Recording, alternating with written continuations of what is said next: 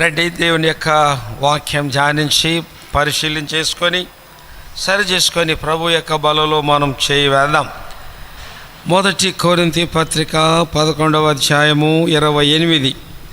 ప్రతి వారం క్రమంగా ఈ వాక్యాన్ని మనం చదువుకుంటూ ఉంటాం. రండి చదువుకుందాం. 1 కొరింథీ పత్రిక 11:28. Book of 1 Corinthians chapter 11 verse 28. We all read it together. కాబట్టి ప్రతి మనుష్యుడు తాను పరీక్షించుకొనవలెను, అలాగూ చేసి ఆ రొట్టెను తిని ఆ పాత్రలోనిది త్రాగవలెను. ప్రతి వారం ఈ పరీక్ష మనం పెట్టుకోవాలి. విశ్వాస ప్రతి వారం కాదు కానీ ప్రతిదినం ప్రభువు యొక్క బలలో మనం చేయి వేయాలి. మరి ప్రభు యొక్క బల్ల ఇది జీవము గల బల్ల, ప్రభు ప్రేమను చూపించే బల్ల, ఆయన మరణాన్ని ప్రచురించాలని ఆజ్ఞాపించే బల్ల, ప్రభుతో సమాధానపడి సరిచేసుకొని చేయి వేయాలని హెచ్చరించే బల్ల. సో ప్రతి వాడు తాను పరీక్షించుకోవాలి. రండి, గలతీ పత్రిక 4వ అధ్యాయం, గలతీ పత్రిక 4వ అధ్యాయము 19వ వచనాన్ని అందరం చదువుకుందాం. గలతీ పత్రిక 4:19. నా పిల్లలారా, క్రీస్తు స్వరూపం మీ యందు ఏర్పడు వరకు మీ విషయమై మరలా నాకు ప్రసవ వేదన కలుగుచున్నది. అందరూ చదువుతున్నారండి, అర్థం కాని చదువు వ్యర్థమని చెప్తా ఉంటాం. మళ్ళీ చదువుకుందాం రండి. నా పిల్లలారా, క్రీస్తు స్వరూపం మీ యందు ఏర్పడు వరకు మీ విషయమై మరలా నాకు ప్రసవ వేదన కలుగుచున్నది. ప్రేమగల తండ్రి, ఈ మధ్యాహ్న వేళ నువ్వు కోరుకున్నటువంటి బేతేలు ప్రార్థనా మందిరంలో నీ జనులతో కలిసి ఆరాధించే కృపను నాకు ఇచ్చినందులకై దేవా నీకు వందనాలు స్తోత్రాలు చెల్లిస్తున్నాం. పాపనైన నన్ను రక్షించుకున్నావు. నా కొరకు సిద్ధపరిచిన నిత్య జీవపు వారసత్వాన్ని బట్టి, ఈ రాజ్యం యొక్క వారసత్వాన్ని బట్టి, నాయన మహిమగల సింహాసనం యొక్క వారసత్వాన్ని బట్టి, కిరీటాన్ని బట్టి, దేవ మహిమను బట్టి, వాగ్దానాలను బట్టి, దేవ ఎన్నిక లేని నన్ను వీటన్నిటికీ వారసునిగా చేసుకున్నావు. వందనాలు చెల్లిస్తూ ఈ సమయం దీవెనకరంగా చేయమని నీ వాక్యానుసారంగా మేము నేర్చుకొని ధ్యానించి ఆశీర్వదించబడి బలలో చేయవేయటకై నన్ను మమ్మను సిద్ధపరచుమని యేసుక్రీస్తు నామం పేరట వందనాలు చెల్లించి వేడుకుంటున్నాను తండ్రి, ఆమెన్. మరొకసారి అన్న రత్నాకరణ గారికి, సంఘానికి, సేవకునికి, మీకు అందరికీ నాయన నిండైన వందనాలు చెల్లిస్తుంటాను. నా వ్యక్తిగత కుటుంబ ప్రార్థనలో రత్నాకరణ గారి కోసం, వారి వ్యాపారం కోసం, కుటుంబం కోసం, ఆ బేతేలు సంఘం కోసం నేను ప్రయాణం చేసి పరిచర్య చేసిన ప్రతి సంఘములో నాకు తెలిసిన పేర్లు కొన్ని ఉంటాయి. వారందరినీ వారు చూపిన ప్రేమను విత్తబడిన వాక్యం నిమిత్తమై నేను మరొక ప్రార్థన చేస్తూ ఉంటాను. అది గొప్ప ధన్యతగా భావిస్తూ ఉంటాను. రెండు దేవుని యొక్క వాక్యం చదువుకుందాం. అన్నగారు మొన్ననే 87వ పుట్టినదినం నేను యూట్యూబ్లో విన్నాను. అంటే 87 కంప్లీట్ అయ్యి 88 సంవత్సరానికి వచ్చాడు. గొప్ప ఆశీర్వాదం, గొప్ప ఆ దీర్ఘాయుష్మంతుడు అడగడానికి అనేకమైన కారణాలు, తనకిచ్చినటువంటి ఆశ, సంఘము, సేవ. దేవుడు ఇంకా అన్నగారికి 100 సంవత్సరాలు ఆశీర్వదించబడి సజీవంగా ఉండి బేతేలు సంఘం ఇంకా వర్ధిల్లాలని మనం అందరం మరొక ప్రార్థన చేద్దాం. చదువుకున్న భాగంలో గలతీ పత్రిక 4వ అధ్యాయము 19వ వచనం. పౌలు యొక్క యాత్రలో అనేక స్థలాలు దర్శించాడు. నేను అందరూ వినాలి జాగ్రత్తగా. అనేక సంఘాలు కట్టాడు. కొలసీ సంఘం, దెస్సలోనిక సంఘం, ఎఫెసీ సంఘం, ఇంకా అనేకమైన సంఘాలు కట్టాడు. అనేక మందిని నడిపించాడు ప్రభు దగ్గరికి. అనేక మంది మరి దేవుని సేవకులుగా, మరి పౌలు, లేక మరి తిమోతి, అకుల, ప్రిస్కిల్లా, ఇంకా ఎంతోమంది ఆ దినాల్లో దేవుని సేవకులుగా, సహపనివారుగా ఉన్నారని వాక్యం చెబుతుంది. ఈ గలతీ సంఘానికి రాగానే ఒకసారి సంఘాన్ని అకంటే ఆయన పరిచర్య చేశాడు. గలతీ అయిన పట్టణం, మన విజయవాడ లాంటి పట్టణం గలతీలో సంఘం కట్టాడు. అంటే దేవుడే తన ద్వారా సంఘాన్ని ఏర్పరచుకున్నాడు. గలతీ సంఘం ఎఫెసీ సంఘం అన్నట్టు. ఒకసారి గలతీ సంఘాన్ని అంటే ప్రభు తన ద్వారా ఏర్పాటు చేసుకున్నాడు. సంఘములో బిలీవర్స్ ఉన్నారు, సంఘములో విశ్వాసులు ఉన్నారు. రెండవసారి మూడవసారి ఈ గలతీ సంఘాన్ని దర్శించినప్పుడు గలతీ సంఘములో ఉన్నటువంటి సభ్యుల జీవితాలలో చాలా తేడా గమనించాడు. అప్పుడప్పుడు నా శిష్యులు కొందరు నాకు ఎదురవుతూ ఉంటారు. అంటే నేను కాలేజీలో I'm retired professor, engineering college, ప్రభు కృపను బట్టి నా శిష్యులు కనపడుతూ ఉంటారు. కొంతమంది ఇక్కడ కూడా చాలామంది ఉన్నారు, ఇక్కడ కనిపిస్తూ ఉంటారు.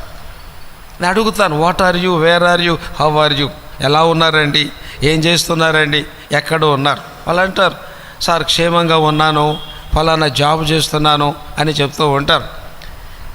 గలతీ సంఘాన్ని మరి పౌలు రెండవసారి మూడవసారి దర్శించినప్పుడు వారి ఆత్మీయ ప్రయాణములో తేడా గమనించినాడు, ఆత్మీయ జీవన విధానంలో తేడా గమనించినాడు. రక్షణ పొందటం గొప్ప భాగ్యం. రక్షణ పొందిన మనం రక్షణకు తగినట్టుగా జీవించటం మహా గొప్ప భాగ్యం. ఐ రిపీట్ వన్స్ అగైన్, రక్షణ పొందటం గొప్ప ధన్యత, గొప్ప ఆశీర్వాదం. రక్షణ పొందిన మనం రక్షణకు తగినటువంటి విధంగా మన జీవన విధానం ఉండాలి. ఇప్పుడే పాట పాడుకున్నాం, దేవుని రాజ్యానికి పిలుస్తున్నాడు, ఆయన మహిమకు పిలుస్తున్నాడు. అయితే తగినట్టుగా నడవాలి, రక్షణ పొందాలి, దేవుని రాజ్యములో ప్రవేశించాలి. ఆయన మహిమలో పొందాలంటే మన నడక, మన పడక, మన క్రియలు, మన విశ్వాస జీవితం తగినట్టుగా ఉండాలి.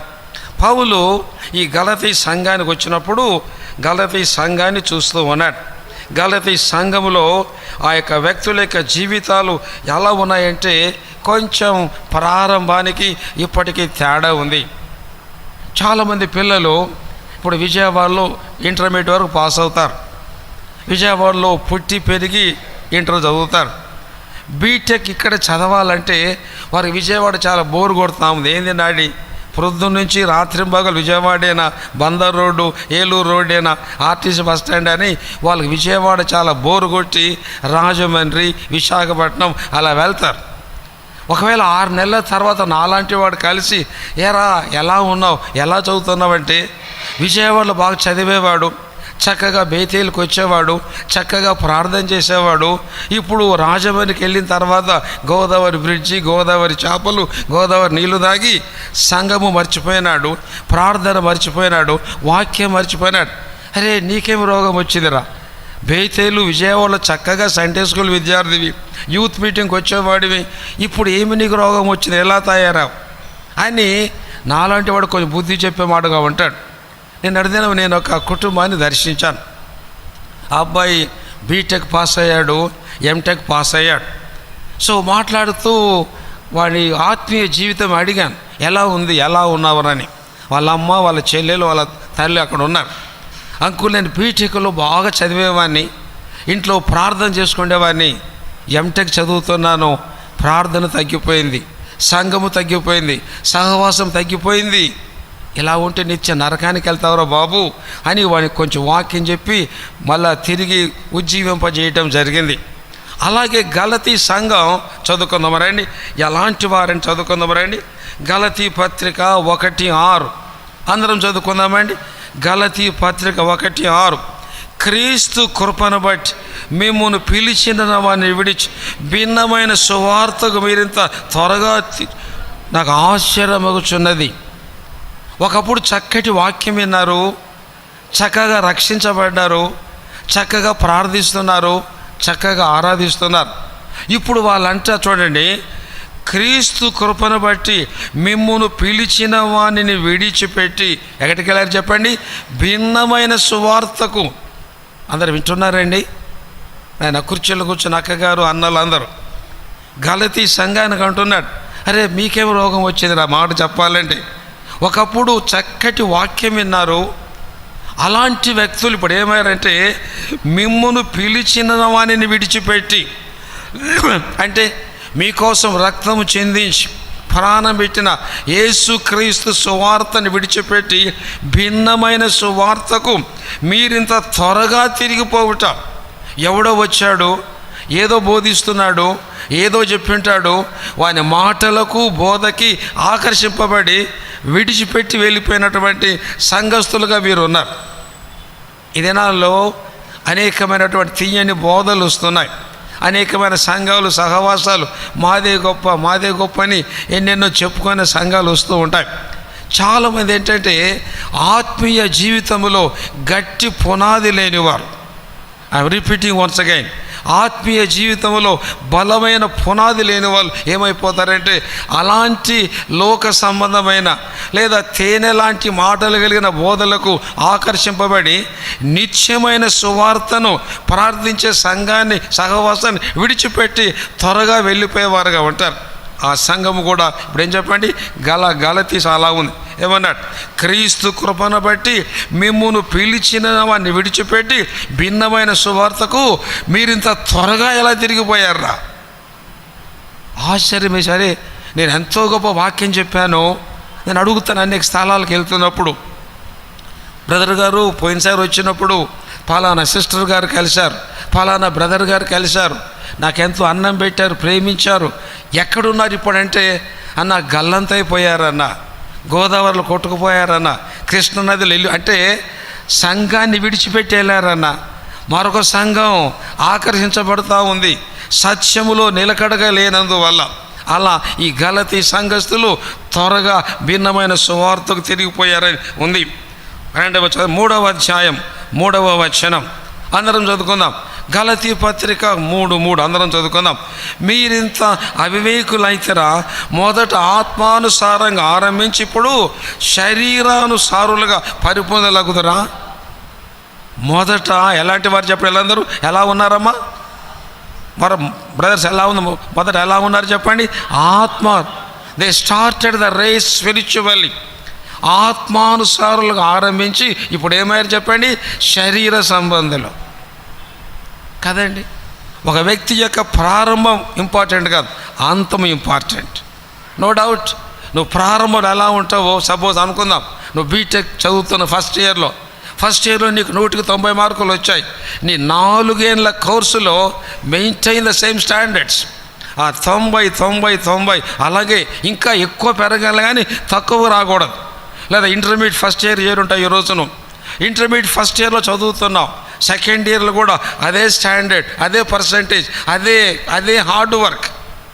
ఇక్కడ అంటున్నాడు, అరే గలతీ సంఘస్థులారా, ఒకప్పుడు ఎలాంటి వారు చెప్పండి? మీరు ఆత్మానుసారులు, ఆత్మీయ జీవితం ఆత్మానుసారంగా జీవించే వ్యక్తులు. ఇప్పుడు ఏం చెప్పండి? శరీరానుసారం. శరీరం వచ్చింది కదండి. ఒకప్పుడు ఒక మాట చెప్తాను, ఆదివారం వచ్చిందంటే 9:30కే బేతేలుకి వచ్చేవారు. ఇప్పుడు చాలా స్థలాలు ఖాళీగా ఉన్నాయి. నేను బేతేలు సంఘానికి అనేక సార్లు అనేక ఏళ్ళుగా వచ్చిన వాడిని, నాకు బాగా గుర్తుంది. ఒకప్పుడు 500-600 మంది వచ్చేవారు. దాదాపు 9:30 అంటే మొత్తం నిండిపోయేవారు. కారణం ఏంటి? పరిగెత్తాలి మందిరానికి, సహవాసంలో ఉండాలి, ప్రార్థన చేయాలి, గట్టిగా పాటలు పాడాలి, ఆరాధనలో పాల్గొనాలి, సమయం అంతా మందిరంలో గడపాలని తృష్ణ ఉండేది. ఇప్పుడు ఏమైపోయింది? ఏదో వంటలు వండుకోవాలి, అది చేసుకోవాలి, ఇది చేసుకోవాలి అంటే కొంచెం శరీరం అంటే భోజనం తినకూడదని కాదు, ఆ రోజు ఆదివారం చేపలు మాంసం తినకూడదని కాదు నా ఉద్దేశం. నువ్వు తినాలని ఆశ ఉంటే శనివారం సిద్ధపడాలి, 5 గంటలకు వెళ్ళి సిద్ధపడాలి, సమయం సద్వినియోగం చేసుకుని దేవుని మందిరానికి పరిగెత్తాలి. ఇప్పుడు ఏంటంటే శరీరం, లోకం, స్నేహం. అందుకంటాడు గలతీ సంఘస్థులారా, మొదట ఎలాంటి వారు చెప్పండి? ఆత్మానుసారంగా ప్రారంభించి ఇప్పుడు ఏమారు చెప్పండి? శరీర సంబంధాలు. కొంచెం ఆలోచన చేసుకోవాలి. నా మటుకు నేను రక్షణ పొందిన క్రొత్తలు ఇలా ఉండేవాడిని. దాదాపు ఆదివారం నాకు కొంచెం అలవాట్లు ఉంటాయి. రోజు పొద్దున్న లేవగానే పేపర్ చదవటం, బైబిల్ చదువుకోవటం ఇవన్నీ ఉంటాయి. రక్షణ పొందిన క్రొత్తలో దాదాపు ఆ రోజు పేపర్ కూడా చదవను నేను. టీవీలో న్యూస్ కూడా చూడండి. ఎక్కడికి పోతే న్యూస్ అర్జెంట్ ఏమి లేదు, న్యూస్ పేపర్ రేపైనా చూడవచ్చు, పెద్ద అవసరం లేదు. అంటే రక్షణ పొందిన క్రొత్తలో పొద్దున్న లేవటం, మందిరం పరిగెత్తటం, మందిరం అంతా శుభ్రం చేయటం, మందిరంలో పనులన్నీ చేయటం, ఇంటికి వెళ్ళటం, స్నానం చేసి పెందలాడొచ్చి తర్వాత మధ్యాహ్నం వరకు ఇక్కడే ఉండి బహిరంగ సువార్తకి వెళ్ళి మాకు మందిరంలో ఆరాధన అయిన వెంటనే ఒక అరగంట బహిరంగ సువార్త, అందరం వెళ్ళి వీధుల్లో తిరిగి వచ్చి మందిరంలో భోంచేసి మళ్ళీ యూత్ మీటింగ్ తీసుకొని మళ్ళీ అందరికి టీ కాఫీలు సర్వ్ చేసి రాత్రి మీటింగ్ చూసుకొని భోంచేసి రాత్రి 10 వెళ్ళేవాళ్ళం. నా చదువుకున్నటువంటి దినాల్లో అంతా కూడా అది అంటే ఆ ఆదివారం అంతా ప్రభు దినం, అది ప్రభు పనిలో ఉండాలి. ఎందుకంటే మిగతా పనులు చేసుకోవచ్చు.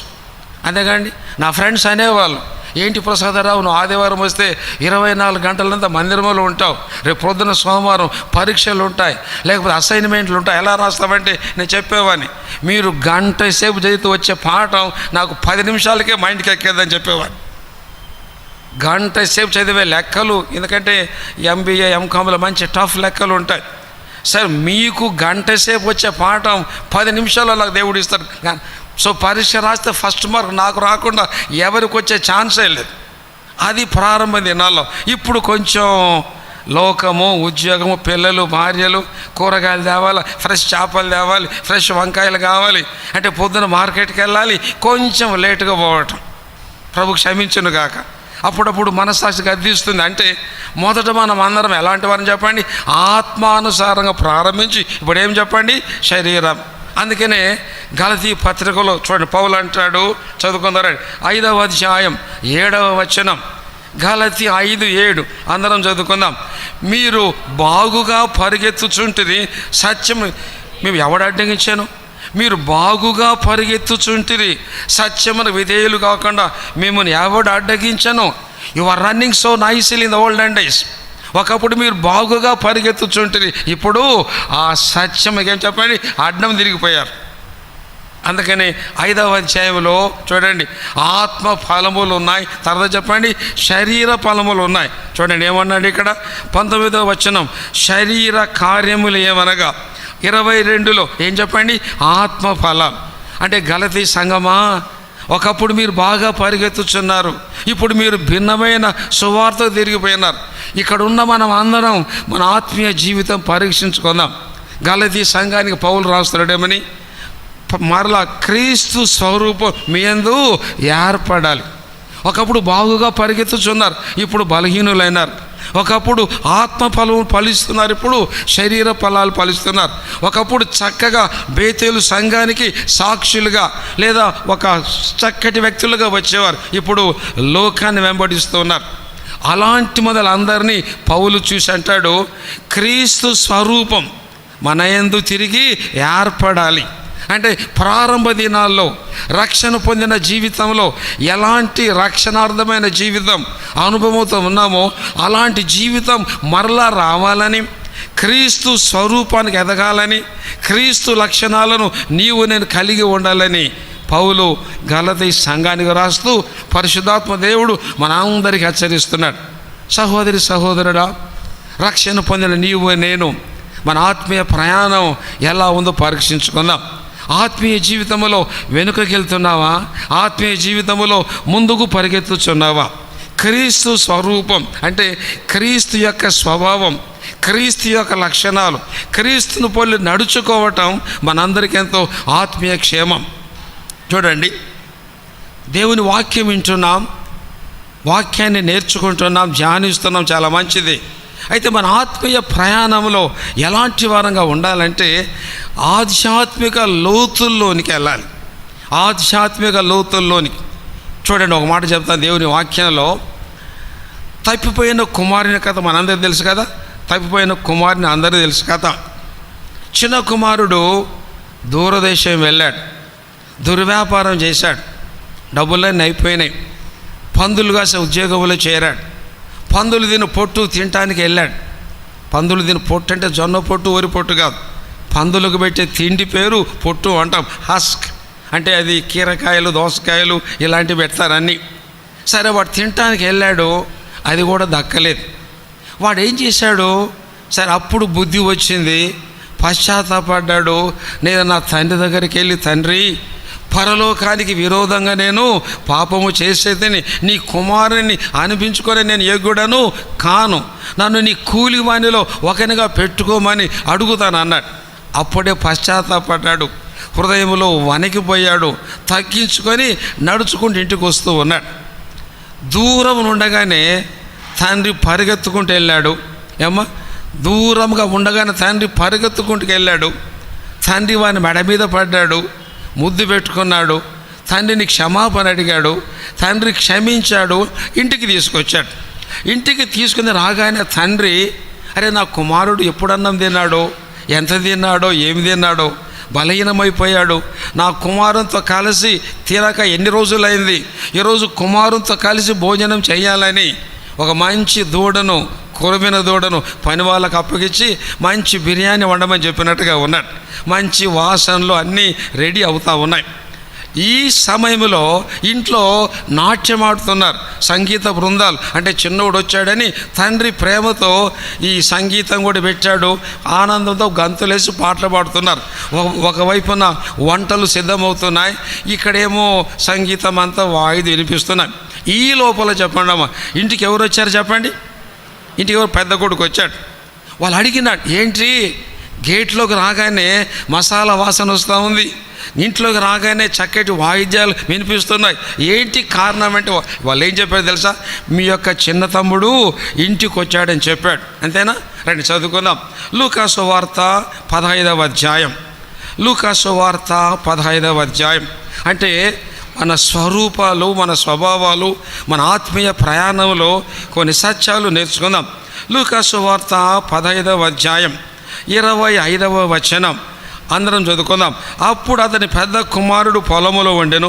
వాడు పొలము నుండి వచ్చుచూ ఇంటి దగ్గర రాగా వాద్యములను నాట్యమును జరగడం విని ఆ దాసులలో ఒకరిని పిలిచి ఇది ఏమిటిని అడుగగా ఆ దాసుడు అతనితో, నీ తమ్ముడు వచ్చి ఉన్నాడు, అతడు తన యొద్దకు వచ్చినది నీ తండ్రి క్రొవ్విన పశువును వధించెనెను.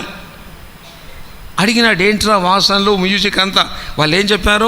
మీ తమ్ముడు వచ్చాడండి, మీ తమ్ముడు వచ్చినందువల్ల మీ నాన్నగారు సంతోషంతో విందు చేస్తున్నాడు, సంగీత నాట్యాలు వింటున్నాయి. ఇటువంటి సమయంలో చెప్పండి అమ్మా, వీడు అన్న ఇంటికి పెద్ద కొడుకు కదా, వీడు ఏం చేయాలో చెప్పండి? మామూలుగా అయితే ఏం చేయాలో చెప్పండి?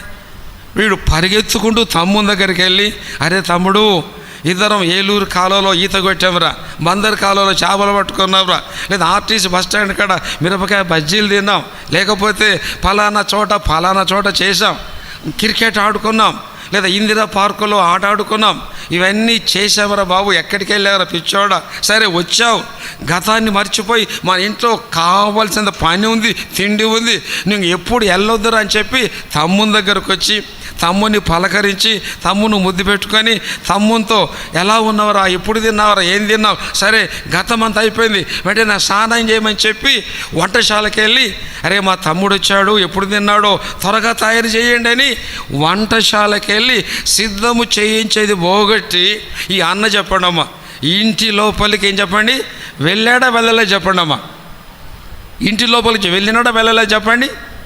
చదువుకుందామనండి. చక్కగా ఉంది 28వ వచనం. అయితే అతడు కోపపడి లోపలికి వెళ్ళనొల్లకపోయాను. ఈ పెద్ద కొడుకు తండ్రితో ఉన్నాడు, తండ్రి ఇంటిలో ఉన్నాడు, తండ్రి స్వభావాన్ని చూశాడు, తండ్రి క్షమాపణ చూశాడు. ఇంత చూసినటువంటి యొక్క పెద్ద కొడుకులో తండ్రి యొక్క లక్షణాలు చెప్పడం ఏమన్నా వచ్చాయి అతనికి? ఏమి రాలా. అంటే వాడు తండ్రితో ఉన్నాడు కానీ తండ్రి జీవన విధానం చూస్తున్నాడు కానీ వాని జీవితంలో తండ్రి స్వభావం, తండ్రి లక్షణాలు, తండ్రి ప్రేమ, తండ్రి క్షమాపణ ఏమాత్రం రానటువంటి వ్యక్తిగా మనకు కనిపిస్తూ ఉన్నాడు. అంటే ఆ వ్యక్తిలో ద్వేషం వచ్చింది, కోపం వచ్చింది, కఠినత్వం వచ్చింది, అసూయ వచ్చింది, ద్వేషమంతా వచ్చింది. ఇంకో మాట చెప్పాలంటే ఇప్పుడు మన సంఘములు కూడా అంతే. ఎవరైనా ఆత్మీయమైన బలహీనులు, తప్పిపోయిన వారు మందిరాన్ని తిరిగి వస్తారు అనుకుందాం, దేవుడు ప్రేమతో రమ్మని పిలుస్తున్నాడు. అలా వచ్చిన వారిని నీవు నేను పెద్ద కుమారుని వలె ఉండకూడదు కానీ తండ్రి వలె క్షమించాలి, ప్రేమించాలి, ఆదరించాలి, ఆకర్షించుకోవాలి, ప్రేమను చూపించే వ్యక్తులంగా ఉండాలి. ఇప్పుడు ఈ యొక్క పెద్ద కొడుకు ఇల్లు, ఆ ఇల్లు ఎవరిది? పెద్ద కుమారుని కాదు. ఎవరి ఇల్లు చెప్పండి? అది తండ్రి ఇల్లు. ఆ విందు ఎవరిది? తండ్రిది. ఆ కొవ్విన దేవుడు ఎవరిది? అంతా తండ్రిది. వీడేమనుకుంటున్నాడు, వాని ఆస్తి పోతుందని, ఒకవేళ చిన్నవాడు అట్టగా వెళ్ళిపోయింటే, వాడు ఇంటికి రాకుండా ఉంటే ఉన్న ఆస్తి మొత్తం నాకే కదా, నేనే సంతోషించేవాడిని కదా, నేనే ధనవంతున్నాను కదా, వీడు మళ్ళా ఎందుకు వచ్చాడు? అసూయ, ద్వేషం లోపలికి రానొల్లకపోయాను. ఇక్కడున్న మనమందరం యేసుక్రీస్తు యొక్క స్వరూపం. అంటే ప్రభు ప్రేమించినవాడు, మనమందరం ప్రేమించవలసిన వారమై ఉన్నాం. ప్రభు క్షమించినవాడు, మనము కూడా క్షమాపణ హృదయం కలవాలి. ప్రభు కనికరించినవాడు, మనము కూడా కనికరించు వారంగా ఉండాలి. ఆయన స్వరూపం అంటే భౌతికమైన స్వరూపం కాదు, కానీ ఆత్మ సంబంధమైన స్వరూపాన్ని నీవు నేను పొందవలసిన వారమై ఉన్నాం. ఆయన క్షమించాడు నిన్ను నన్ను, మనము క్షమించవలసి ఉన్నది. నిన్ను నన్ను ప్రేమించినాడు, మనము కూడా ఒకరినొకరం ప్రేమించవలసి ఉన్నది. ఆయన దయగలవాడు, మనము దయ చూపాలి. అంటే యేసు ప్రభు ఎలా జీవించినాడో అలాగా నీవు నేను జీవించవలసింది. కానీ పెద్ద కుమారుని వలె ఆయన అంటాడు వాళ్ళ నాన్న దగ్గరికి వెళ్ళి, ఇన్ని ఏళ్ళు నిన్ను సేవిస్తున్నానే, నాకు ఒక చిన్న మేకపిల్లను ఇవ్వలేదు అంటాడు. కింది వచనాల్లో ఉంది. అంటే తండ్రి మీద నేరం మోపుతున్నాడు. ఇన్ని సంవత్సరాలు నిన్ను సేవిస్తున్నానే, నాకు ఎప్పుడైనా ఒక చిన్న మేకపిల్లను కూడా ఇవ్వలేదు. అప్పుడు తండ్రి అంటాడు, అరే ఉన్నదంతా నీదే కదరా, ఈ తమ్ముడు తప్పిపోయి తిరిగి వచ్చినాడు, చచ్చిపోయి మరలా బ్రతికినారా బాబు. అంటే ఆ వ్యక్తి తండ్రితో కూడా దెబ్బలాడుతూ ఉన్నాడు. నన్ను అంటే తండ్రి ఎప్పుడు తక్కువ చేయలేదు, కానీ ఏదో తక్కువైనట్టు, తక్కువగా చేసినట్టు తను తాను భావించుకొని అలా దెబ్బలాడుతూ ఉన్నాడు. ఇంకొక మాట అంటాడు, చూడండి, చదువుకోదండి. అది లూకా సువార్త 15వ అధ్యాయంలో 30వ వచనం. అయితే నీ ఆస్తిని వేశ్యలు తినివేసిన ఈ నీ కుమారుడు రాగానే, తమ్ముడని చెప్పడం వల్ల ఏమన్నాడు చెప్పండి? ఈ నీ కుమారుడు, వాడు సొంత తమ్ముడు కదా. అంటే ఈడు ఆస్తిని తినివేసి వేశ్యలతో, వాడు వేశ్యలతో జీవించి అక్కడ లేదు, దూరదేశం వెళ్ళాడు, దుర్మార్గంగా జీవించడం ఉంది. కానీ ఈ వేశ్యలతో అన్నట్టు ఎక్కడ రాయవాలి? అంటే లేనిపోని నేరాలు, నిష్కారణంగా నేరం మోపుతూ ఈ నీ కుమారుడు, అంటే ఎత్తి పొడుపు మాట్లాడినమాట. అంటే అర్థం ఏంటంటే తండ్రి యొక్క ఇంటిలో మామూలుగా సామెత అంటాం, ఇంటికి పెద్ద కొడుకు ఎలా, ఇంటికి పెద్ద కొడుకు తండ్రి లాంటి వాడని, పెద్ద కూతురు ఇంటికి తల్లి లాంటిదని భావిస్తూ ఉంటాం. ఇంటికి పెద్ద కొడుకు తండ్రి యొక్క ప్రేమ ఉండాలి, తండ్రి క్షమాపణ ఉండాలి, తండ్రి దయ ఉండాలి. అవన్నీ లేని వ్యక్తిగా ఇతను చూస్తున్నాం. ఇక్కడ ఉన్నటువంటి మనం అందరం ఎలాంటి వ్యక్తిగా ఉన్నావు? నీవు ఈరోజు తండ్రిగా ఉన్నావా, చిన్న కొడుకుగా ఉన్నావా, లేదా పెద్ద కుమారుని మాదిరిగా ఉంటే క్రీస్తు స్వరూపానికి రావాలని దేవుడు మనకు నేర్పిస్తున్న పాఠం ఇది. క్రీస్తు స్వరూపం. రండి మరొక మాట చదువుకుందాం రండి. ఆది కాండంలో ఈ సందర్భంలో మరొక అన్నదమ్ముల గురించి చదువుకున్నాం. ఆది కాండంలో 32వ అధ్యాయం 33వ అధ్యాయం. అందరూ బైబిల్ దయచేసి తెరవండి. ఆది కాండం 33వ అధ్యాయం. చూడండి, అసూయ ద్వేషాలు అన్నదమ్ముల మధ్య ఉంటాయి, అక్క చెల్లెల మధ్య ఉంటాయి. ఒక సామెత ఉంది, చిన్నప్పుడు అంటే అక్క చెల్లెలు కనబడకుండా ఏడుస్తారంట, పెద్ద అయితే కనబడితే ఏడుస్తారంట. చిన్నప్పుడు కనిపించకపోతే ఏడుస్తారంట, పెద్ద అయితే కనబడితే ఏడుస్తారంట. ఎలాగా? ఒక కాన్వెంట్ స్కూల్లో ఉంది, ఇద్దరు చెల్లెలు అక్క చదువుతున్నారు, 3వ తరగతి 4వ తరగతి అనుకుందాం. అక్క ఇద్దరు ఆటోలో వెళ్ళి డైలీ వచ్చేవాళ్ళు. ఒకరోజు చెల్లెలు ఏదో క్లాసులో హోంవర్క్ రాసుకుంటూ కొంచెం ఆలస్యమైంది. చెల్లి అక్క పైనుంచి దిగొచ్చి చెల్లి కోసం కనిపెడుతుంది. ఆటో రెడీగా ఉంది, చెల్లి రావటం ఆలస్యమైంది, కంగారు పడుతుంది. ఏంటి మా చెల్లి ఇంకా రాలేదే అడుగుతుంది క్లాస్మేట్స్ను. ఏంటమ్మా మా చెల్లి రాలేదంటే వాళ్ళు ఏమో రక్క మీ చెల్లెలు చూడలేదంటారు. ఇంకా టెన్షన్ పెరుగుతుంది, ఎవరైనా కిడ్నాప్ చేశారేమో మా చెల్లెలని. తర్వాత వాళ్ళ చెల్లెలు రాగానే ఎగిరి ముద్దు పెట్టుకొని, అరే ఎందుకు ఆలస్యమైంది, ఎంత టెన్షన్ పడ్డానని ఇద్దరు కలిసి ఇంటికి వెళ్తూ ఉంటారు. సరే 20 సంవత్సరాలు అయింది అనుకుందాం, ఇద్దరికి పెళ్ళిళ్ళు అయిపోయినాయి. అక్క ఇక్కడే ఉంటుంది, చెల్లేమో అనుకుందాం అమెరికాలో ఉంది అనుకుందాం. చెల్లి అమెరికాలో ఉంది, పెళ్ళై భర్త పిల్లలు, అక్క ఇక్కడే ఉంది అనుకుందాం. ఒక 20 ఏళ్ళ తర్వాత అనుకోకుండా కలుసుకుంటారు, సమయం లేక అప్పుడు కలుసుకున్నారు. కలుసుకోగానే చెల్లిని చూడగానే చక్కటి 10,000 రూపాయల చీర, 4 బంగారు గాజులు, మెడలో 3 దండలు, రింగులు గింగులు బ్రహ్మాండంగా ఉంది. భర్త చాలా ప్రేమతో మంచిగా ఉన్నాడు. 2 3 చక్కటి పిల్లలు. చెల్లిని చూడగానే ఒక్కసారి కన్నీళ్ళు వస్తూ ఉంటాయి. ఎందుకు తెలుసా? ప్రేమను బట్టి కాదు. అరే, నా మెడలో ఒక్క బంగారు లేదే, నా చెల్లి మెడలో 4-5 తులాల బంగారు ఉంది, 4 బంగారు గాజులు, నాకు ఒక్క బంగారు లేదు, ఒక్క చీర లేదు. చూడు భర్త ఆమె చుట్టూ ఎలా తిరుగుతున్నాడు, నా వాడు పనికి మాలోడు, తాగుబోతూ. అంటే అసూయ ద్వేషాలు. అంటే అలాగా అందరూ ఉంటారని కాదు. వచ్చిన ఎగ్జాంపుల్ ఇక్కడ రండి. ఆదికాండం 33వ అధ్యాయంలో 2 అన్నదమ్ములు చూస్తున్నాం. క్రీస్తు స్వరూపం ఎలా ఉందో, మనం ఎలాంటి వారంగా ఉండాలో నేర్చుకుందాం రండి. 32వ అధ్యాయంలో చదువుకుందాం. 33వ అధ్యాయం చదువుకుందాం రండి. 4వ వచనం అందరం చదువుకుందాం. 33:4. అప్పుడు ఏశావు అతనిని ఎదుర్కొన పరిగెత్తి అతనిని కవగలించుకొని అతని మెడ మీద పడి ముద్దు పెట్టుకొనెను. వారిద్దరూ కన్నీరు విడిచిరి. అందరికి అర్థమవుతుందండి? మళ్ళీ చదువుకుందానండి. అప్పుడు ఏశావు అతనిని ఎదుర్కొన పరిగెత్తి అతనిని కవగలించుకొని అతని మెడ మీద పడి ముద్దు పెట్టుకొని వారిద్దరూ కన్నీరు విడిచిరి. ఇక్కడ 2 అన్నదమ్ములు ఉన్నారు. వారి పేర్లు ఎవరో చెప్పండి. ఎవరండి వాళ్ళ పేర్లు చెప్పండి? ఏశావు, యాకోబు. మనందరికీ తెలిసిన విషయం. నాకు సమయం లేదు కానీ లోతైన ఆత్మీయ సత్యాలు వాక్యం వింటున్న మనం, వాక్యాన్ని నేర్చుకున్న మనం, మన ఆత్మీయ జీవితంలో క్రీస్తు యొక్క లక్షణాలు రావాలండి. నేను ఎప్పుడు చెప్తా ఉంటాను అనేకులకి, నువ్వు ఒక 6 నెలల పాటు అనుకుందాం, నువ్వు అమెరికా దేశం వెళ్తే రంగు తెల్లగా తయారవుతావు గ్యారెంటీ, అమెరికా ఉన్న అట్మాస్ఫియర్ బట్టి. లేదు, నువ్వు విజయవాడలో ఉన్నావు, ఒక 6 నెలలు రోజు ఒక యాపిల్కాయ తింటున్నావు, రోజు ఒక మంచి గేదె పాలు తాగుతున్నావు, మంచి చికెన్, మటన్, బిర్యానీ 6 నెలలు తింటే నీ బుగ్గలు ఖచ్చితంగా లావు అవుతాయి కావండి. 6 మాసాలు రెగ్యులర్గా తింటుంటే బుగ్గలు బ్రహ్మాండంగా లావు అవుతాయి, రంగు కూడా మారిపోతుంది. ఎందుకు? ఫెయిర్ అండ్ గ్లో చాలామంది పూసుకుంటారు, ఏం తప్పు లేదనుకోండి. ఫెయిర్ అండ్ గ్లో నువ్వు 6 నెలలు రెగ్యులర్గా వాడితే కొంచెం రంగు ఖచ్చితంగా నీకు వస్తుంది. 6 నెలలకే రంగు మారితే సంవత్సరాల పాటు మనం ప్రభు బల్ల తింటున్నాం. మరి ఆ సంవత్సరాల పాటు ప్రభు బల్ల మనం తినే మనలో చెప్పండి, మన శరీరంలో మార్పు కాదు కానీ చెప్పండి అమ్మా, ఎందులో మార్పు రావాలి చెప్పండి? ఎందులో చెప్పండి? ఆత్మీయ జీవితంలో, మన ప్రయాణంలో, మన యొక్క జీవిత నడకలో మార్పు కలగకపోతే నీ శరీరంలో లోపం ఉండాలి, నీ ఆత్మీయ భోజనమైన లోపంలో ఉండాలి.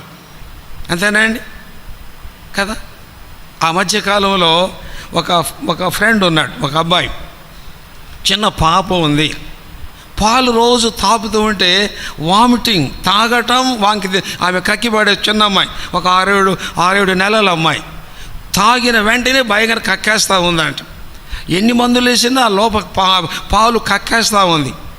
వెంటనే ఒక డాక్టర్ గారు డాక్టర్ తెలియగలిగి పాలు తాపకముందు తెచ్చి నాకు ఇవ్వమన్నాడంట. వాడు పాలు తెచ్చి పోసాడు. ఆ తెచ్చిన పాలు ల్యాబ్కు పంపిస్తే ఆ పాలల్లో మన బందరకాలో నీళ్లు కలుపుతున్నారు కొంతమంది. అని అర్థమేంటి? కాలువ నీళ్ళలో ఏమి చెప్పండి? క్రిములు ఉన్నాయి.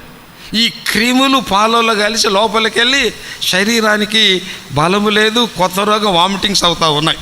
అంటే అర్థం ఏంటంటే మన శరీరం ఆత్మీయంగా బలపడాలంటే, ఆత్మీయ జీవితం బలపడాలంటే మన తినే ఆహారం, అంటే మన ఆత్మీయ జీవితంలో మన ఆత్మీయ ఆహారం క్లీన్, పరిశుద్ధమైనది. మన జీవితం పరిశుద్ధంగా ఉంటే దీవించబడతా ఉంటాం. ఇక్కడ 2 అన్నదమ్ములు ఉన్నారు. వాళ్ళు ఎవరు చెప్పు? ఏశావు తర్వాత యాకోబు. మనందరికీ తెలుసు. To make a long story short, ఏశావు యాకోబులు కదండి. వీళ్ళిద్దరూ అన్నదమ్ములే, తర్వాత శత్రువులు అయిపోయారు. ఎలా కారణం చెప్పండి? యాకోబు ఏం చేశాడు? అన్న యొక్క ఆశీర్వాదాన్ని మోసంతో సంపాదించుకుంటాడు.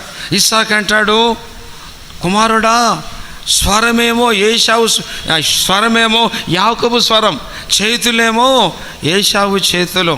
అడుగుతాడు, గుడ్డివాడు, మంద దృష్టి గలవాడు, అయ్యా నువ్వు ఏశావు అంటాడు. యాకోబు అంటాడు, నేను నీ యొక్క పెద్ద కొడుకనేనా ఏశావునే. పాప గుడ్డివాడు భోజనం అంతా తింటాడు, సమృద్ధిగా దీవిస్తాడు. అఫ్కోర్స్ అది దేవుని సంకల్పం అనుకుందాం. దేవుని సంకల్పం. సరే, కొన్ని నిమిషాల తర్వాత ఏశావు వస్తాడు, వేటకెళ్తాడు. ఒక జంతువును పట్టుకొని చంపి చక్కటి కూర వండుకొని తెచ్చి, నాన్నగారు నీకోసం వేటాడి మాంసం వండి తెచ్చాను, లేచి తినమంటాడు. ఒక్కసారి ఇస్సాకు గడగడ వణికిపోతుంటాడు. ఇంతకు ముందు వచ్చింది ఎవరు అంటే చెప్పండి, యాకోబు మోసగాడు. సో యాకోబు మోసం చేసి ఆశీర్వాదాలు పొందుకుంటాడు. అప్పుడు ఏశావు అనుకోండి, చూడండి, ఏశావు అనుకుంటాడు, నా తమ్ముడు నన్ను మోసగించి నా ఆశీర్వాదాలు మొత్తం సంపాదించుకున్నాడు, నా తమ్ముని చెప్పండి చంపుతాను అనుకుంటాడు. చదువుకుందాం దయచేసారండి. ఆది కాండంలోనే 28వ అధ్యాయం 27వ అధ్యాయం, ఆది కాండం 27వ అధ్యాయము 41. అందరం చదువుకుందామండి. 27:41. తన తండ్రి దీవె నిమిత్తం ఏశావు అతని మీద పగబట్టెను, మరియు ఏశావు నా తండ్రిని గూర్చిన దుఃఖ దినములు అప్పుడు నా తమ్ముడైన యాకోబును చంపుతాను అనుకుంటాడు. ఇప్పుడు ఈ మాటలు తల్లి వింటుంది. అరే యాకోబు, మీ అన్న నిన్ను చంపుతానన్నాడు, నువ్వు ఎక్కడికి పోవాలి చెప్పండి? పద్మనారాముకి వెళ్ళి మీ మేనమామ పేరేం చెప్పండి? లాబాను దగ్గర ఉండి మీ అన్న కోపం చల్లేరదాకా అప్పుడు నేను చెప్తాను, అక్కడికి వెళ్ళి ఈ యొక్క మేనమామ కూతురులో ఒక అమ్మాయిని పెళ్లి చేసుకొని అప్పుడు తిరిగి వద్దాం అంటాడు. ఇప్పుడు 20 సంవత్సరాల తర్వాత చెప్పండమ్మా, అన్నదమ్ములు మళ్ళీ కలుసుకుంటున్నారు. ఎంతకాలం చెప్పండి? ఇప్పుడు ఎంతకాలం అయింది? 20 సంవత్సరాలు. 7 సంవత్సరాలు కొలువు చేస్తాడు. వాళ్ళ మామగారు రాహేలుని ఇవ్వకుండా చెప్పండి లేయానిచ్చి పెళ్లి చేస్తాడు. మళ్ళా 7 ఏళ్ళు రాహేలు కొలువు చేస్తాడు. మందల కోసం 6 సంవత్సరాలు, దాదాపు 20 సంవత్సరముల తర్వాత అన్నదమ్ములు కలుసుకుంటున్నారు. అవునండి, 20 లాంగ్ ఇయర్స్. చదువుకుందామంటే దయచేసి ఆది కాండం 31. ఆది కాండం 31 చదువుకుందాం. 41వ వచనం. ఇది వరకు నీ ఇంటిలో 20 ఏండ్లు ఉంటిని, నీ 2 కుమార్తెల నిమిత్తం 14 ఏండ్లను, నీ మంద నిమిత్తం 6 ఏండ్లను నీకు కొలువు చేసి తిని. ఇప్పుడు చెప్పండి అమ్మా, యాకోబు తన మామగారిలో చెప్పండి ఎంతకాలం ఉన్నాడు చెప్పండి? ఇప్పుడు ఎంతకాలం అండి? 20 సంవత్సరాల తర్వాత అన్నదమ్ములు కలుసుకుంటున్నారు. అంటే చంపుతాను అనుకున్నాడు ఎవరు చెప్పండి? ఏశావు. అదే లాస్ట్ వర్డ్. ఇప్పుడు ఇంకా ఏశావు యాకోబులు 20 ఏళ్ళ తర్వాత కలుసుకుంటున్నారు. ఇప్పుడు 33వ అధ్యాయంలో ఇప్పుడు చూడండి, 33వ అధ్యాయంలో అన్నదమ్ములు ఇద్దరు 20 ఏళ్ళ తర్వాత మళ్ళీ కలుసుకుంటూ ఉంటే, ఇప్పుడు మనమైతే ఏం తెలిసిన, మనమైతే కొందరు ఏం చేస్తారు, అరే నా శత్రువు దొరికినాడు, నన్ను నా మీద మోసంతో నా ఆశీర్వాదాలను కొట్టివేసినవాడు అని చెప్పి, శత్రువు దొరికాడని చెప్పి బాంబులు కత్తులతో దాడి చేసి అతను చంపేసేవారు. ఏదైనా చాలామంది చూస్తున్నాం కదా, అన్నదమ్ములు చంపుకోవడం, చెల్లెళ్ళు చంపుకోవడం, భర్తలు చంపుకోవడం, అసూయ ద్వేషాలతో. ఇప్పుడు 20 సంవత్సరాల తర్వాత ఆశీర్వాదాలు దొంగిలించిన వ్యక్తి, మోసం చేసిన వ్యక్తి, కపటముగా వెళ్ళిన వ్యక్తిని ఇప్పుడు ఏశావు పరిగెత్తుకుంటూ వెళ్ళి చూద్దాం మళ్ళా 33వ అధ్యాయము 4వ వచనం. అప్పుడు ఏశావు అతనిని ఎదుర్కొన్న పరిగెత్తి అతనిని కవగలించుకొని అతని మెడ మీద పడి ముద్దు పెట్టుకొని వారిద్దరూ ఏం చెప్పండి? వారిద్దరూ కన్నీరు విడిచిరి. ప్రేమైన వారలారా, ఏశావు బైబిల్లో భ్రష్టుడైన ఉంది. ఏశావు ఎవరు చెప్పండి? భ్రష్టుడు, వ్యభిచారి, ఒక్క పూట కూటి కోసం తన జ్యేష్ఠత్వాన్ని అమ్ముకొనినవాడని ఉంది, బైబిల్లో ఉన్నాయి. కానీ ఈ ఒక్క సందర్భము చూస్తే ఏశావు జీవితంలో గొప్ప లక్షణం, తన యొక్క ఆశీర్వాదాలు దొంగిలించినవాడు, మోసంతో వెళ్ళినవాడు, చంపుదామని తీర్మానించుకున్న ఏశావు చెప్పండి. ఇప్పుడు తమ్ముని మీద ఒక్క మాట ఏమైనా ద్వేషంగా మాట చెప్పండి, కొట్లాడినాడా, దెబ్బలాడినాడా, తిట్టినాడా, దూషించినాడా? 20 సంవత్సరం వల్ల ఫైల్ ఓపెన్ చేయాలో చెప్పాలంటే మనమైతే 20 ఏళ్ళ ఫైల్ ఓపెన్ చేస్తాం. నువ్వు అలాంటి వాడి, ఇలాంటి వాడి, అలాంటి ఇలాంటి దానివని. అయితే ఏశావు యాకోబులో యాకోబు చక్కటి. అప్పుడు ఏశావు అతనిని ఎదుర్కొన్న పరిగెత్తి బాంబులే లేదండి బాబు, పరిగెత్తి కత్తితో నరకటం లేదండి బాబు. ఏశావు పరిగెత్తుకుంటూ వెళ్ళి తన తమ్ముని యొక్క మెడ మీద పడి అతన్ని ముద్దు పెట్టుకొని కౌగలించుకున్నాడు. ఇప్పుడు ఏశావు జీవితం వ్యభిచారైన ఉంది, భ్రష్టుడైన ఉంది, ఆశీర్వాదం కోల్పోయిన వాడని ఉంది. అవన్నీ ఉన్నాయి బైబిల్లో.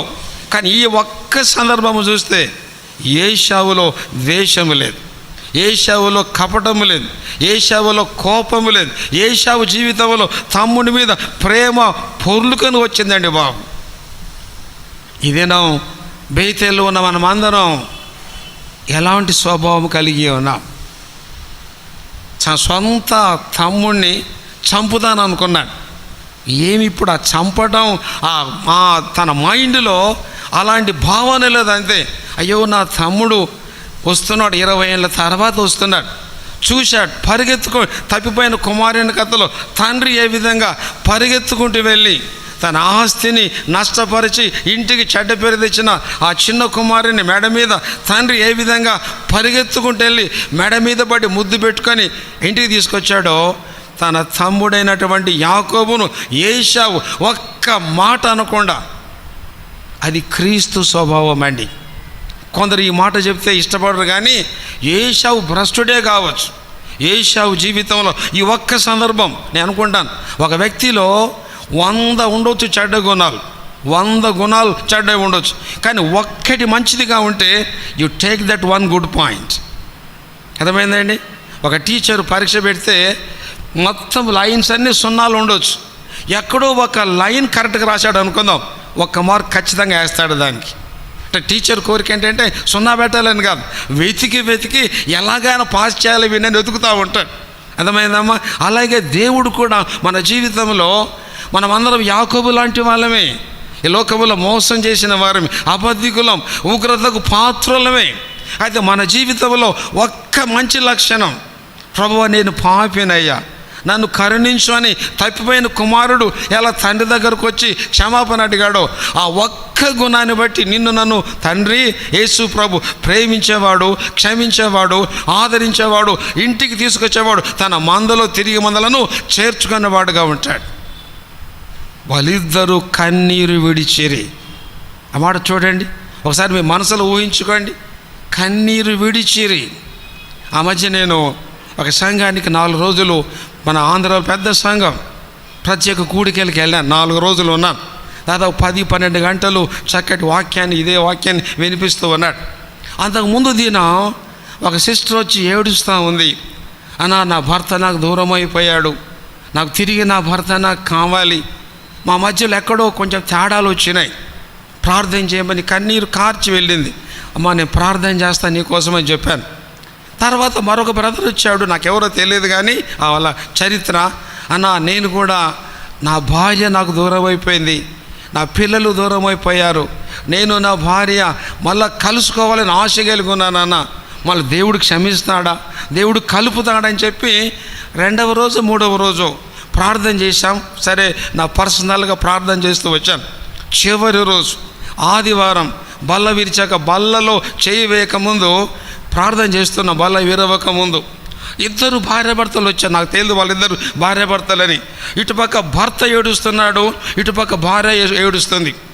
దగ్గర తీసుకెళ్ళి చేతులు ఇద్దరి కలిపి ప్రార్థన చేసి ఇద్దరు కవగిలించుకొని, అన్న మా కుటుంబాన్ని తిరుగు దేవుడు కట్టించాడు మీ ద్వారా. దాదాపు కొన్ని సంవత్సరాలుగా మాటలేవు, కొన్ని సంవత్సరాలుగా ఇద్దరి మధ్య ఏదో చిన్న తేడా వచ్చింది.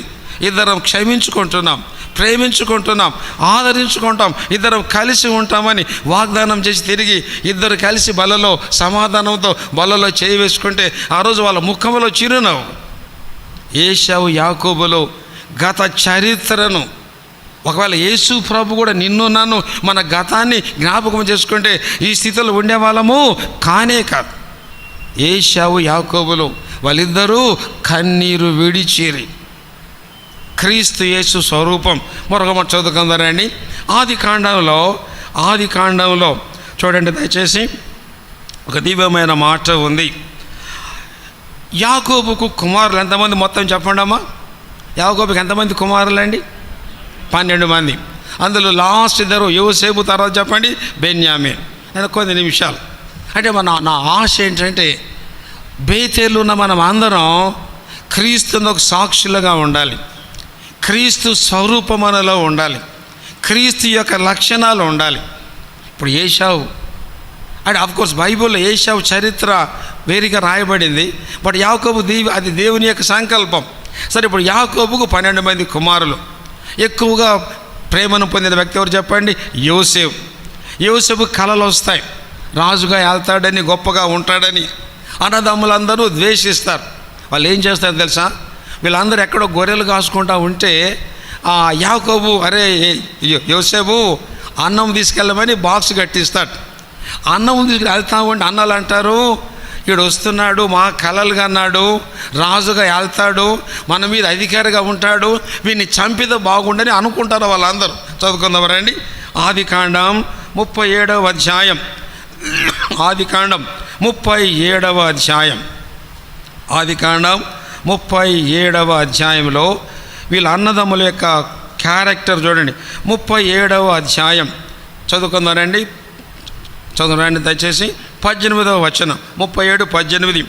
అతడు అందరం కలిసి దగ్గరకు రాకను వారు దూరమును అతను చూచి అతని చంపుటకు దురాలోచన చేసిరి. వారు, ఇదిగో ఈ కలలు కనువాడు వచ్చుచున్నాడు, వీనిని చంపి ఇక్కడున్న ఒక గుంటలో పారవేసి దుష్టమృగము వీనిని తినివేసని చెప్పుదాం, అప్పుడు వీని కలలేమగునో చూద్దామని రండని ఒకరితో ఒకడు మాటలాడుకొనిరి. వింటున్నారండి? కోపము పగ ఉంటే అన్నదమ్ములకి ఉంటుందండి బాబు, అక్క చెల్లెలకి ఉంటుంది జనరల్. ఎందుకో ఒక సామెత ఉంది, a brother is bound to adversity అని. A brother is bound to adversity. అరే, సొంత తమ్ముడు కలలుగా అన్నాడు, ఒకవేళ కలలు కంటే దేవుడు చిత్తమైతే కలలు నెరవేరవచ్చునేమో, అంతేగాని వీళ్ళేమన్నారు, కలలు కనిన వాడు వస్తున్నాడు, వాడిని చంపి గుంటలో పడేద్దాం, నాన్నకు అబద్ధం చేద్దాం, అప్పుడు వాడి కలలు ఏమవుతాయో, వాడు ఏమవుతాయో చూద్దామని చంపాలని తీర్మానించుకున్నారు. రూబేను అడ్డుపడి, అరే చంపొద్దురా బాబు, చంపేది మనకేం లాభమని ఆ మార్గం వెళ్తూ ఉంటారు వేరే ప్రాంత మనుషులు. వాళ్ళకు అమ్మేస్తారు, వాడు తీసుకెళ్ళి ఐగుప్తులో పోతిఫర్ ఇంటికి అమ్మేస్తాడు. ఇప్పుడు ఆ చరిత్ర సమయం లేదు కానీ ఇప్పుడు యోసేపు చెప్పండి ఎక్కడున్నాడు? ఐగుప్తులో ఉన్నాడు. ఫరో కంటే కొంచెము కింద హోదాలో ఉన్నాడు, అంతే కదండి. అందరికి అర్థమవుతుందా? ఇప్పుడు యోసేపు ఎక్కడున్నాడు? ఐగుప్తులో ఉన్నాడు. ఎవరింట్లో ఉన్నాడు? పోతిఫర్ ఇంట్లో ఉంటాడు. మన సమయం లేదు కానీ ఐగుప్తు రాజు కలగంటాడు, కలబావాని యోసేపు చెప్తాడు. అప్పుడు ఫరో అంటాడు, యోసేపు నీకంటే జ్ఞానవంతుడు లేడు, పరిపాలన మొత్తం నువ్వే చేయాలి, ఒక సింహాసనం మాత్రమే నీకు నాకు తేడా ఉంది అని చెప్పి ఫరో యోసేపును అంత గొప్పగా హెచ్చిస్తాడు. సరే, తర్వాత ఏం జరిగింది? కనానులో భయంకరమైన కరువు వచ్చింది, కరువులు అల్లాడిపోతున్నారు. అప్పుడు యాకోబు అంటాడు, అరే కనానులో భయంకరంగా కరువు ఉంది, ఐగుప్తులో ఆహారం ఉంది. అక్కడ ఎవరు చెప్పండి? యోసేపు ఉన్నాడు. మీరు ఐగుప్తుకి వెళ్ళి మరి డబ్బులు ఇచ్చి బియ్యము, పంచదార, కందిపప్పు కొనుక్కొని రమ్మన్నాడు. సో చిన్నవాడిన బెన్యామీన్ అక్కడ ఉంటాడు. మొత్తం 10 మంది వెళ్తారు. ఎక్కడికి చెప్పండి? ఎవరి దగ్గరికి వెళ్ళారు చెప్పండి? యోసేపు గుర్తుపడతాడు. వీళ్ళు మర్చిపోయినారు ఎక్కడున్నాడో యోసేపు అని, వాడు చచ్చిపోయాడు అనుకున్నాడేమో. అన్నదమ్ములు తన యొక్క అన్నలందరినీ గుర్తుపట్టి, మనకు తెలుసు, కఠినంగా మాట్లాడతాడు. సరే భోజనం పెడతాడు, కఠినంగా మాట్లాడతాడు, తిరిగి పంపిస్తాడు. మళ్ళా సెకండ్ టైం అంటాడు, మీరు మళ్ళా నా దగ్గరికి రావాలంటే మీ చిన్నవాడైనటువంటి బెన్యామీను తీసుకురమ్మంటాడు. వాళ్ళు చెప్తారు, మీరు వేగుల వారంటే వాళ్ళు అంటాయా, మేము వేగుల వారం కాదు, ఒకే తండ్రి పిల్లలం, మేము మొత్తము 12 మందిమి. ఒక తమ్ముడు చెప్పండి చనిపోయినాడు, చిన్నవాడు ఎక్కడున్నాడు? మా నాన్న దగ్గర ఉన్నా అన్నాడు. ఈ మాట చెప్పగానే యాకోబు చూడండి ఒక చక్కటి మాట చదువుకుందామనండి. ఆదికాండం చదువుకుందాం దయచేసారండి. యాకోబు అంటాడు చూడ ఏంటంటే 43వ అధ్యాయం చదువుకుందారండి దయచేసి. 6వ వచనం. ఆదికాండం 43వ అధ్యాయము 6వ వచనం అందరం చదువుకుందాం. 6 చదువుకుందాం.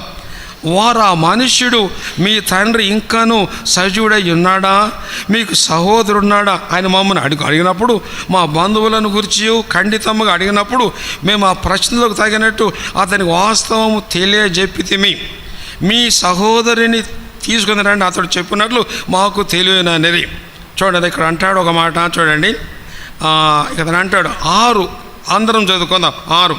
అందుకు ఇశ్రాయేలు అంటే యాకోబు ఏమన్నాడు చూడండి, మీకు ఇంకొక సహోదరుడు కలడని మీరు ఆ మనుషునితో చెప్పి నాకు ఇంత శ్రమ కలుగజేయనేలా. అందరూ బాగా వింటున్నారా? అరే మీకు ఇంకొక సహోదరుడు కలడని మీరు ఎందుకు ఆ మనిషికి చెప్పారు అంటే, అప్పుడు యాకోబు అంటాడు ఎందుకు నిజం చెప్పారని అర్థం అన్నమాట. అంతే కదా. అంటే యాకోబు జీవితంలో ఇంకా లోతుగా మార్పు కలగలేదు. సరే బెన్యామీను వెళ్తాడు, అన్నలందరూ వెళ్తారు. యాకోబు వారు యోసేపు వాళ్ళు అందరూ చూసి, అరే నాయన నేను మీ యొక్క తమ్ముణ్ణి, నన్ను మీరు అమ్మేసినారు అని చెప్పి తాను బయలుపరుచుకొని భయంకరంగా ఏడుస్తాడు. అప్పుడు అందరూ సంతోషిస్తారు. చదువుకుందాం రండి. ఆది కాండం ఈ అన్నదమ్ములందరూ సాగిలపట్టం 45వ అధ్యాయం చదువుకుందాం రండి. 45వ అధ్యాయం 1వ వచనం. అప్పుడు యోసేపు తన యొద్ద నిలిచిన వారు అందరి ఎదుట తాను ఆనుచుకొన జాలగా నా యొద్ద నుండి ప్రతి మనుష్యుని వెలుపలికి పంపివేయడని బిగ్గరగా చెప్పాను. యోసేపు తన సహోదరులకు తాను తెలియజేసుకున్నప్పుడు ఎవరు లేదు. అతడు ఎలుగెత్తి ఏడవగా ఐగుప్తీయులను ఫరో ఇంటి వారును వినిరి. ఇప్పుడు యోసేపు ఎలుగెత్తి ఏడుస్తున్నాడు. ఏమని? నేను మీ తమ్మునిరా బాబు అని తాను బయలుపరుచుకొని ఏడుస్తాడు.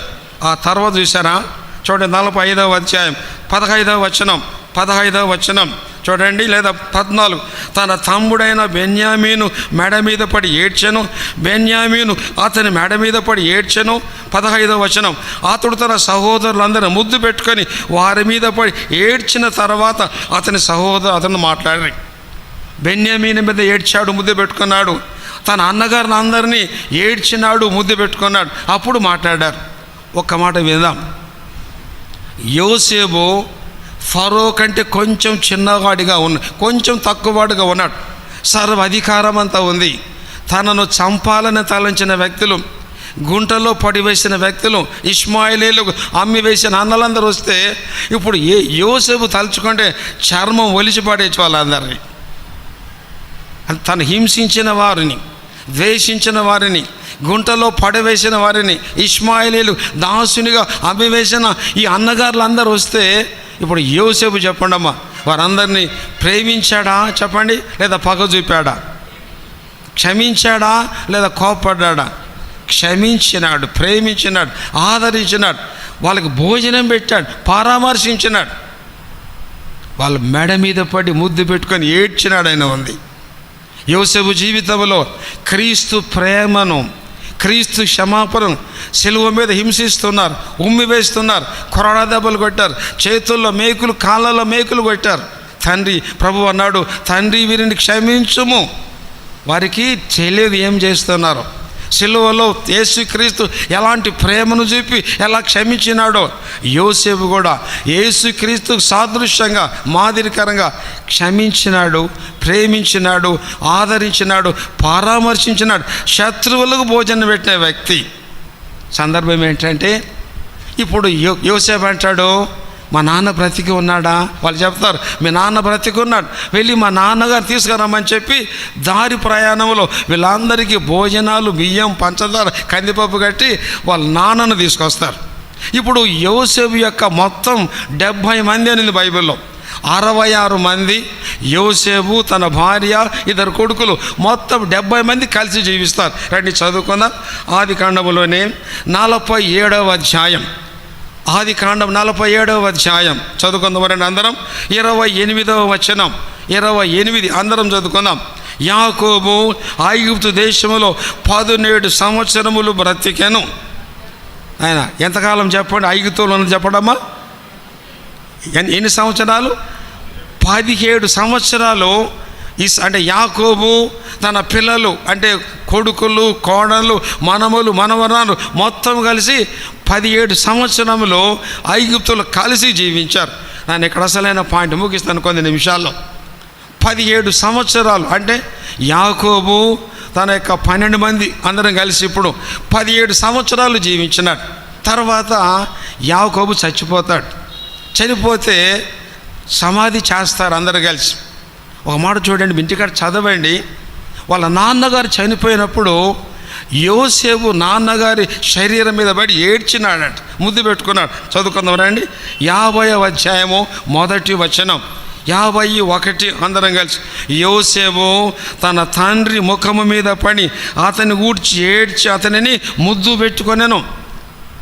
ప్రియమైన వారలారా, అన్నదమ్ములను చూసి యోసేపు ఏడ్చినాడు, వారిని ముద్దు పెట్టుకున్నాడు.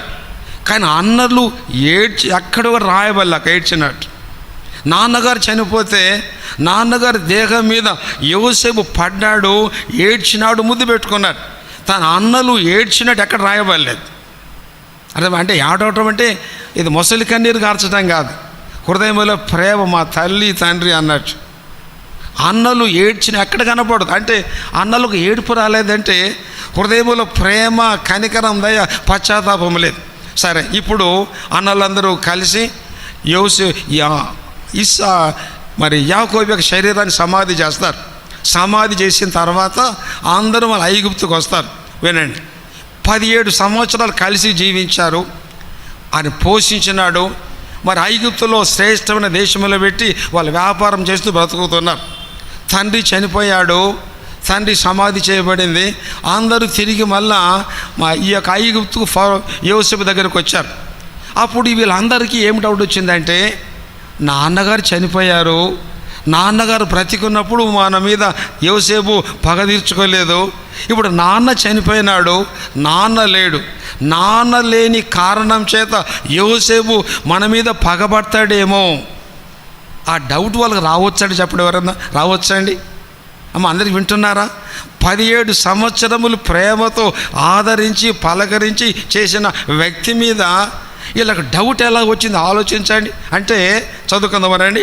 ఆదికాండం 50వ అధ్యాయము, అందరు చదువుతారండి. 50వ అధ్యాయము 14, 15. యోసేపు అందరం కలిసి తన తండ్రిని పాతిపెట్టిన తర్వాత అతని సహోదరును అతని తండ్రిని పాతిపెట్టి వెళ్ళిన వారందరూ తిరిగి ఐగుప్తుకు వచ్చిరి. 15 చదువుకుందారని. యోసేపు సహోదరులు తమ తండ్రి మృతి పొందుట చూచి, ఒకవేళ యోసేపు మనయందు పగబట్టి మనం అతనికి చేసిన కీడంతటి చొప్పున మనకు నిశ్చయముగా కీడు జరిగించుననుకొని. ఎంత దౌర్భాగ్యం అండి! 17 సంవత్సరములు ప్రేమతో క్షమించి ప్రేమించి ఆహారం ఇచ్చి కరువులో బ్రతికించిన తమ్ముని యొక్క ప్రేమను ఈ అన్నగారులు కనీసం గ్రహింపులేని మూర్ఖుల వల్ల ఉన్నారు. చెప్పాలంటే వాళ్ళు ఏమన్నారు తెలుసా? నాన్నగారు చనిపోయినారు, మనము చేసిన కీడంతటిని యోసేపు మనసులో ఉంచుకొని మనకు మరలా చెప్పండి కీడు జరిగిస్తాడేమోనని. ఈ తలంపు అసలు వాళ్ళకి రావచ్చా అండి? మీరు చెప్పండి, రావచ్చా రాకూడదా? చెప్పండి. రాకూడదు. వాళ్ళకి ఎందుకు ఆ తలంపు వచ్చిందంటే, యోసేపు యొక్క ప్రేమను ఎరగనివారు, యోసేపు యొక్క క్షమాపణను ఎరగనివారు, యోసేపు ఆదరణ, యోసేపు క్షమాపణ, యోసేపు ప్రేమ, యోసేపు కనికరాన్ని ఎరగని వ్యక్తులు. చదువుకుందాం దయచేసి ఒక మాట. ఆదికాండములోనే ఆదికాండం 45వ అధ్యాయం. ఒకసారి అందరు బైబిల్ తెర ఉండమ్మా. ఆదికాండం 45వ అధ్యాయం చూడండి, చదువుకుందారండి. 4, 5 అందరం చదువుకుందాం. అంతటా యోసేపు నా దగ్గరకు రండని తన సహోదరులు చెప్పినప్పుడు వారు వచ్చిరి. అప్పుడు అతడు ఐగుప్తునకు వెళ్ళినట్లు మీరు అమ్మివేసిన మీ సహోదరుడు యోసేపును నేనే, ఆయనను నేనిక్కడికి వచ్చినట్లు మీరు నన్ను అమ్మివేసినందుకు దుఃఖపడకుడి, అది మీకు సంతాపం పుట్టింపనీయకుడి, ప్రాణరక్షణ కొరకు దేవుడు మీకు ముందుగా నన్ను పంపించెను.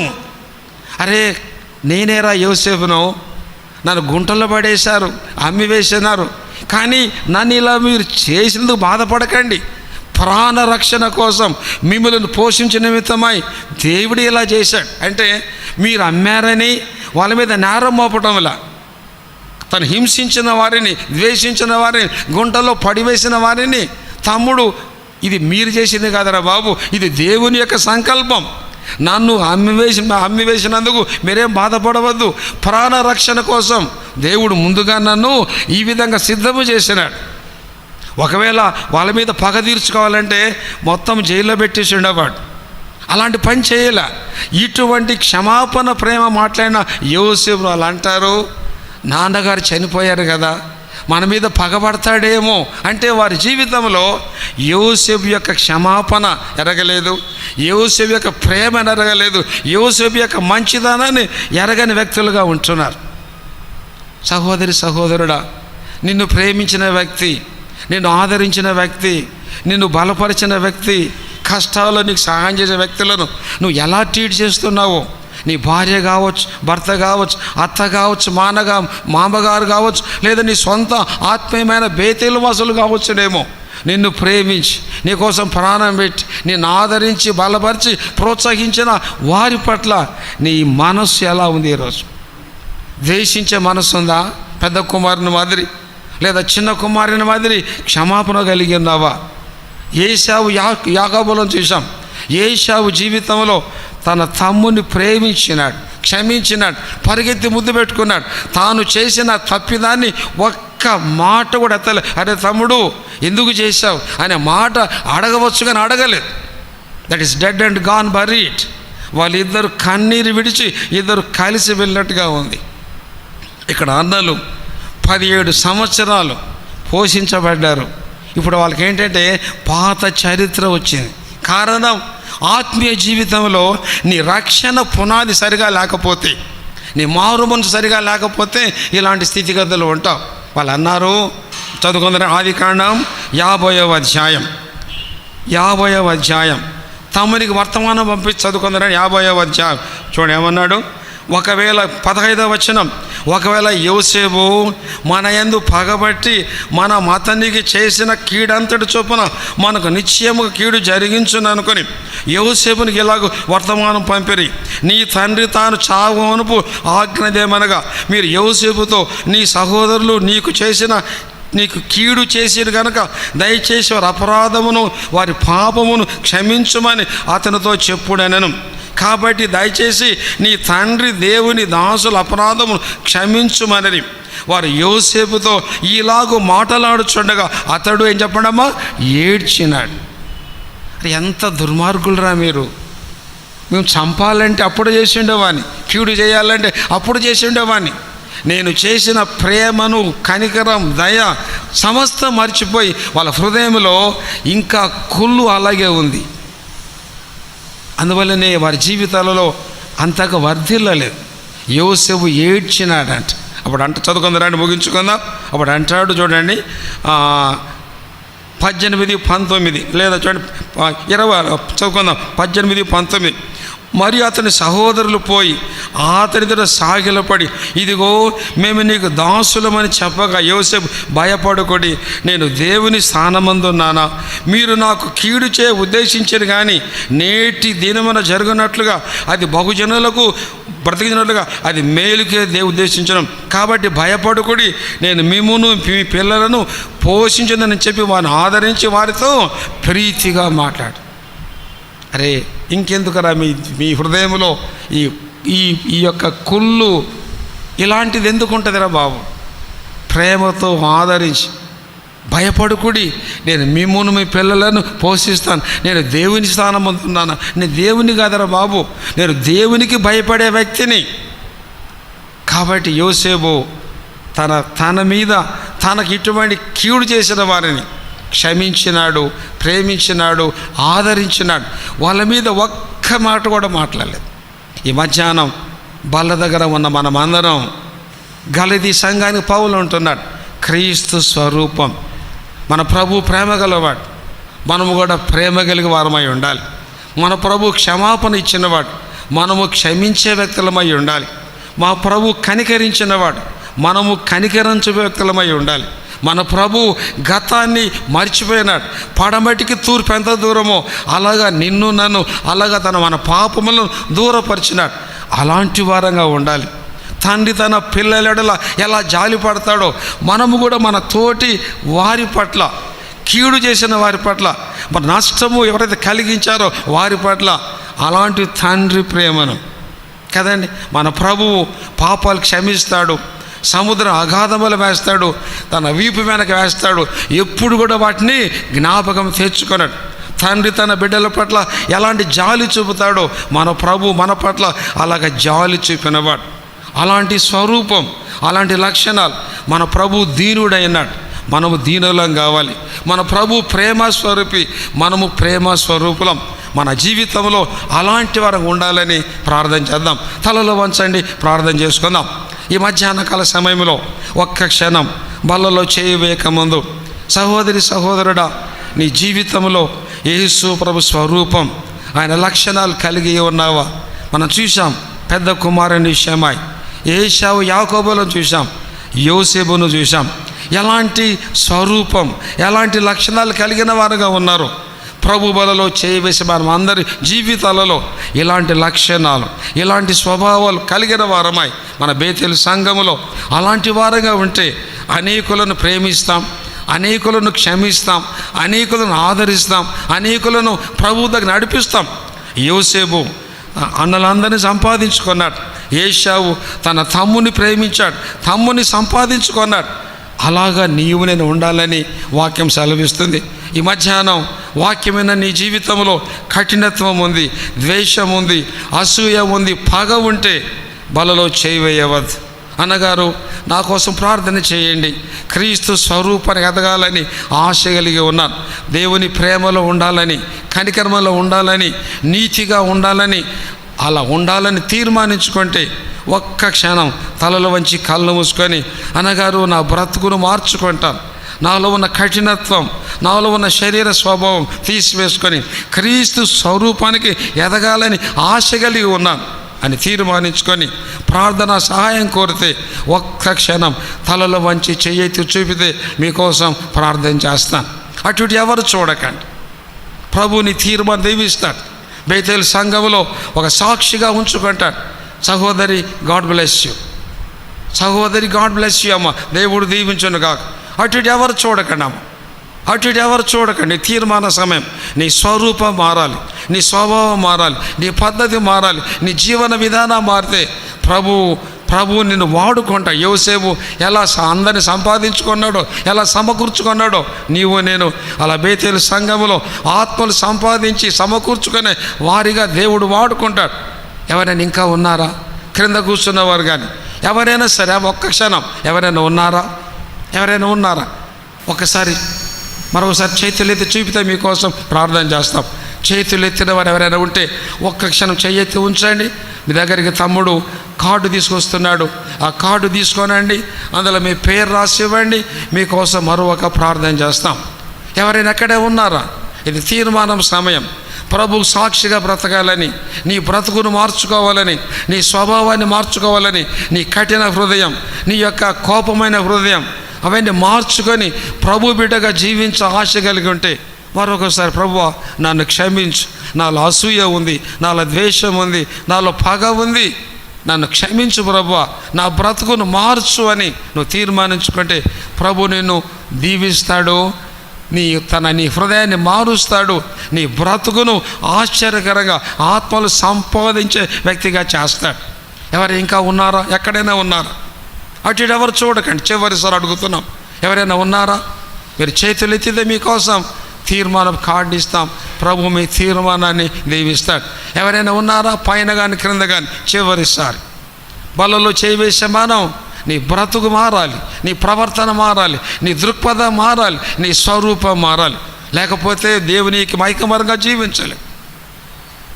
ప్రేమగల తండ్రి, మీరు ఇచ్చిన వాక్యానికే స్తోత్రాలు. మా బేతేలు సంఘములో తండ్రి మేమందరం నీ యొక్క బలలో చేయి వేయాలని నీ బల్ల చుట్టూ చేరి ఉన్నాం. నీ బలలో చేయి వేస్తే మేము తండ్రి మా స్వరూపాలు, మా స్వభావాలు, మా క్రియలు, మా ప్రవర్తన మార్చబడిన వారమై, రూపాంతరం చెందింపబడిన వారమై, ఆత్మలు సంపాదించుకున్నట్లుగా తండ్రి యోసేపు వలె, అలాగే ఏశావు వలె తండ్రి వాళ్ళ తండ్రి వలె తండ్రి చిన్న కుమారుని ప్రేమించి క్షమించినట్లుగా మా అందరి బ్రతుకుల్లో అలా ఉండటానికి సహాయం చేయమని ఎవరైతే చేతులెత్తి తీర్మానించుకున్నారో వారిని స్థిరపరిచి బలపరిచి బేతేలు సంఘములో అలాంటి వారిని ఇంకా బలపరిచి వాడుకోనండి. ఎవరైతే హృదయంలో తీర్మానించుకున్నారో వారిని స్థిరపరిచి బలపరచండి. మా బేతేలు సంఘం దినదినము తండ్రి నీ స్వరూపములోనికి మార్చబడిన సంఘముగా మమ్మల్ని అందరినీ చేయండి. ఇది రత్నాకరణను, కుటుంబాన్ని, వ్యాపారాన్ని బహుగా దీవించండి. చేరి మమ్మల్ని అందరినీ అనుదినము తండ్రి మా యాత్ర జీవితంలో నీ స్వరూపానికి మేము ఎదుగునట్లు సహాయం చేయమని, మిగతా సమయం దీవెనకరంగా చేయమని యేసుక్రీస్తు నామం పేరట వందనాలు చెల్లించి వేడుకుంటున్నాము తండ్రి. ఆమేన్.